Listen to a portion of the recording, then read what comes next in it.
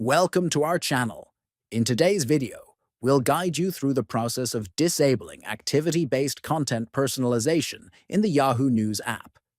This feature customizes your newsfeed based on your interactions, but if you prefer a more neutral experience, follow these steps to turn it off. First, open the Yahoo News app on your phone.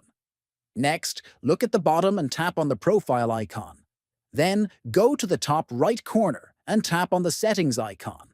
Once you are in Settings, scroll down and select Privacy and Security. After that, click on your privacy controls to see a list of options that manage how your information is used. Next, choose Content based on your activity.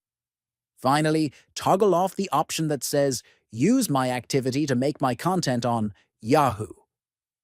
By following these steps, you'll prevent the Yahoo News app from personalizing your content based on your activity. That's it! You've successfully disabled activity-based content personalization in the Yahoo News app.